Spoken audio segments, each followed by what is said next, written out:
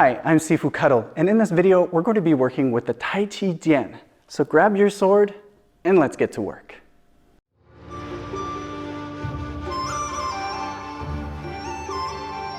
The focus of this video is going to be on low tapping techniques, and you're going to see that the tap itself is not low because of the direction of the arm, but rather using a low stance.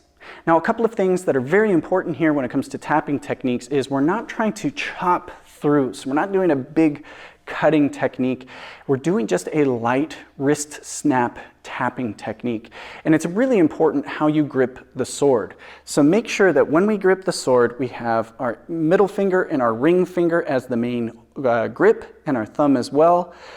Some people like to place the thumb in between the two. I find it's just enough comfortable just to put it on the side, but we want to have a little bit of relaxed and loose control with the index finger and the pinky finger. The pinky is going to help us at the last part of our tapping technique. We get an extra snap in it.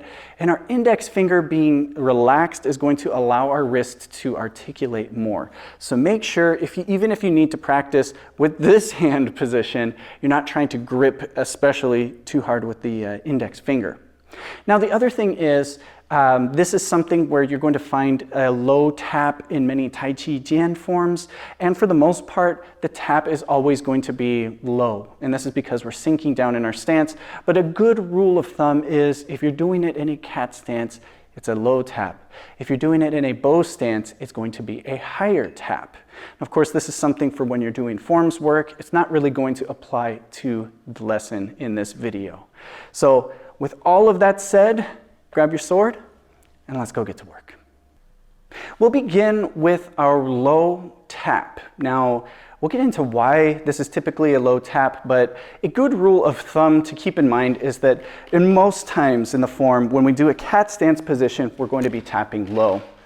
Now, this is actually not specifically because of the stance that we are aiming to hit low, but it's more so because of the stance that our body lowers. So really, the tap is going to end here, right in front of my body. Sword blade, the tip of the sword is a little bit down. The pommel of the sword is higher. This is our tapping mechanic. But it's because I sink down. Now, even if I just bend my knees, now the tip of the blade is low. It's going to be at about knee level. So when I do my stance, when I do my cat stance, by virtue of the stance itself, I still have the tap high, but once I sink down into my stance, the tap becomes low. So keep this in the back of your mind, because this will help you avoid doing anything like this where you're tapping towards the person's foot. I'm not saying that's not a valid technique, but that's not the one that we're going to focus on, and that's not the one that you're going to see for the majority of forms. Okay? Now, we're going to begin this with a nice big motion just to get used to the tapping motion. And I want you to also, keep it in mind as we do this, we're not trying to chop through our opponent here or through our target. We're just bringing our arms around, setting them, and then as soon as we get that last position, we have our true tapping mechanic. Okay, so we'll start with our sword finger out to the side and our sword out to the side. Our palms are facing forward. And then from here, we'll circle, bring it up, line up the cut, and then a nice finish with a tap. Okay, so again, sword is out, sword finger is out, up and over, and then a tap. Now again, if I'm facing this way, you can actually see the moment of the tap. So I bring the blade up and over, and notice it's more or less straight up and down. Good exaggeration of the area here, but then as it tips forward, this is where we have our actual tapping motion. Okay, now let's put this together with our stance. So we'll start with our arms out. I'm going to step right foot. Notice my toes are slightly pivoted out. So as I step forward here, slight pivot out to the corner, and then that allows me to cleanly step forward with my left foot. I bring the hands over, and then as the foot comes down, it's kind of that same timing that we're looking for, that tap downward, okay? So nice and easy, nice and light on the foot. We don't want to stomp forward into the stance. Again, arms out, right foot steps, hands come up, left foot steps, finish the tap. Again, arms are out, step, step. Okay, now take a look at the height of the tip of your sword. If you stand up without moving your arm, you should have it at a solar plexus level. Okay, that's a good measure for this one.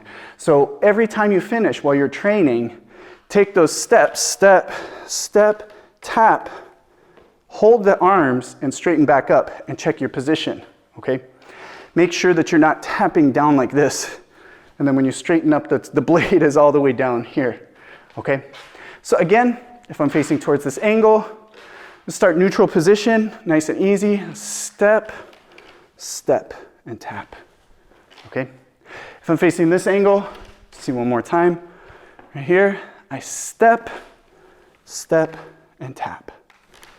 All right, now let's connect these. So we'll go from stance to stance to stance.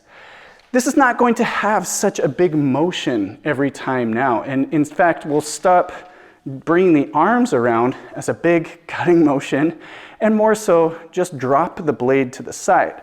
So the tip of the blade is going to drop just as if we're doing a forward flowering motion, okay?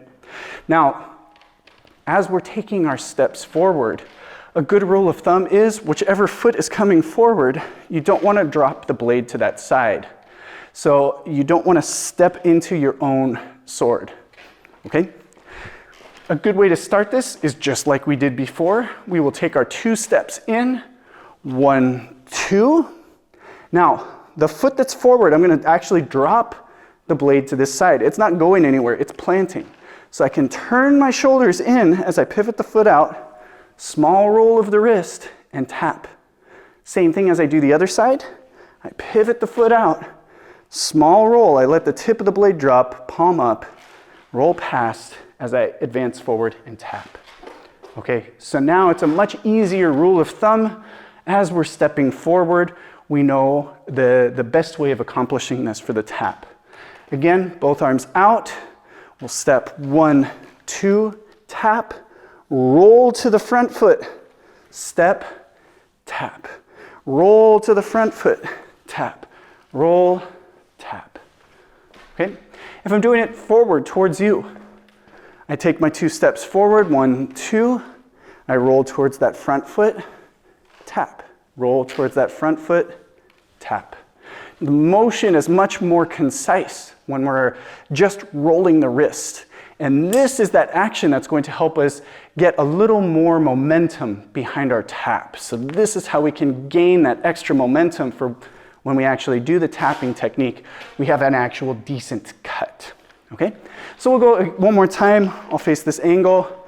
We'll take our 2 steps out, tap, roll to the front foot, tap, roll to the front foot, tap, roll to the front foot, tap. If I'm facing this angle, I take my 2 steps forward, tap, roll to that front foot, tap, roll, tap, roll, tap, roll, and tap. Okay, so there you have it. A nice way to practice 3 different positions using our low tap in a cat stance. You'll find from the big open motion, this really helps us kind of calibrate and coordinate everything from that point on. And then you can just continue turning and rolling the sword from the side and then moving into your low taps. Again, as I've mentioned from the introduction to the lesson and to now, our low tap is due to our stance being low. So really check yourself. Make sure straighten back up without moving your arm with you, but straighten back up and make sure that that tap is at solar, or the tip of the sword is solar plexus height, right where the ribs come up and meet. That's where we want to be at that height. When you sink down in your stance, it will naturally lower the tip of the sword. Now, in practical application, yes, you could use this technique to tap somebody on top of the leg, but it's much better used as an attack towards the opponent's wrist. If this is in a fencing context where it's sword against sword, we want to do that quick roll, tap to the hands, because if we tap the leg, they still probably are going to be able to move that leg around. If we tap to the hand, we have a chance of limiting their mobility with the sword itself, which is going to have a much bigger effect on the opponent. So keep that in mind, and also be available to strike anywhere else that may be in the way of the line of your sword. But ideally, when you're practicing, we should be aiming for the wrist. Hope you enjoyed this video. I'll see you in the next.